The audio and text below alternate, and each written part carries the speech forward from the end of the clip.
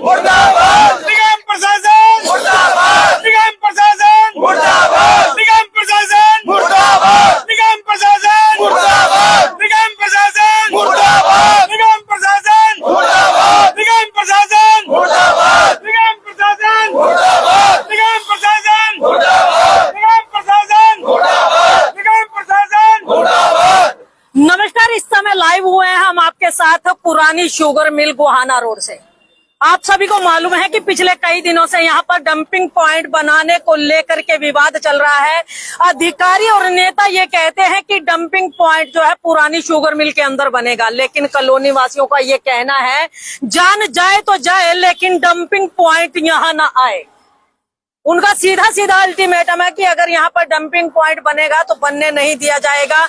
इसी बात को लेकर के लगातार ये लोग देख सकते हैं, संख्या जो है दिन प्रतिदिन इन लोगों की बढ़ती चली जा रही है। और यहाँ पर कॉलोनी वासी ही नहीं अपितु बहुत से ऐसी हस्तियां भी हैं जो अपना सारा कामकाज छोड़ करके यहाँ पर पहुंचे हुए हैं। पूर्व पार्षद मकोल सिंह है हमारे साथ और एडवोकेट पंकज यहाँ पर है और कई ऐसे साथी हैं जो अपना अपना काम धंधा छोड़ करके डंपिंग पॉइंट के खिलाफ मोर्चा बंदी लेते हैं। कुछ लोग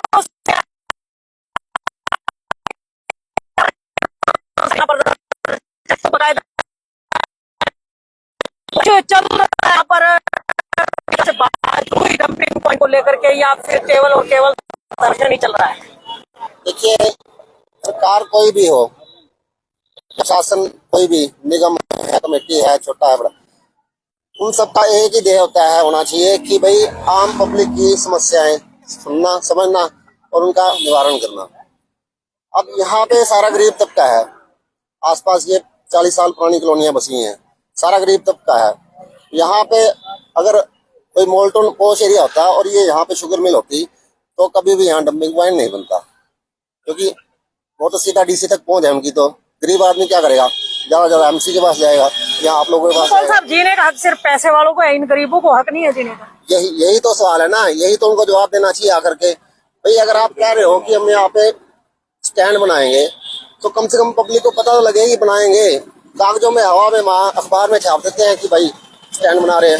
अरे पब्लिक की सुनो सही, आगे कोई एमएलए, कोई नेता, कोई एमपी कोई तो होगा शहर के अंदर, या सारे के सारे देश छोड़ के चले गए हैं। शर्म आनी चाहिए इन लोगों को। तो क्या कुछ कहना चाहेंगे ऐसे नेताओं के जो वोट लेते हुए तो सोचते हैं कि एक घर में चाहे 4 बार क्यों ना जाना पड़े, क्योंकि आपने भी इलेक्शन लड़ा है, आपने भी वोट मांगी है लोगों से। वो नेता जब बनने का टाइम आता है, जब वो 4-4 बार एक एक घर के अंदर एंट्री करते हैं, एक एक बंदे की जाके मिन्नत समाजत करते हैं, आज कहाँ गए वो नेता? क्यों मतलब इन जनता के बीच में आना उचित नहीं समझते हैं? ये तो पुराने टाइम से रीत चली आ रही है जी।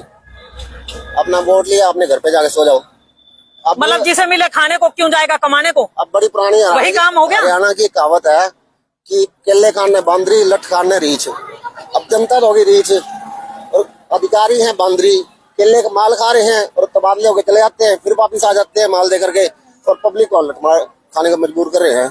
तो क्या कुछ अगला कदम रहने वाला है? क्योंकि काफी लंबा समय हो गया, करीबन मेरे ख्याल में 15 से 20 दिन होने को हो गए इस बात को। अब आप लोग अपना काम धंधा सारा कुछ छोड़ के लगातार यहाँ पर बैठे हैं, एक रखवाली, एक चौकीदारा कर रहे हैं यहाँ पर कि गाड़ियां कहीं देर सवेर आकर के अंदर ना घुस जाएं। अब अगर आज भी हमारी कोई सुनवाई नहीं हुई तो हम आगे प्लान चेंज करेंगे। आगे यहाँ तो हम रोड जाम करेंगे या किसी मंत्री एमएलए के घर का घेराव करेंगे। ये हमारा आज खुला ऐलान है, चेतावनी है निगम के अधिकारियों को और सभी नेताओं को। तो देखिए, पूर्व पार्षद बलराम मकोल, उनका कहना है कि कहावत बनी है केले खाने को बांदरी और लठ खाने को रीछ।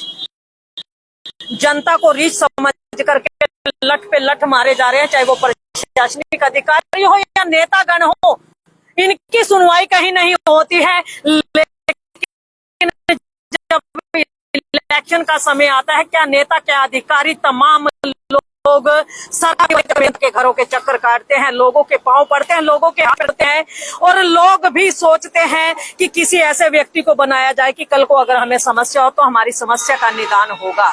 लेकिन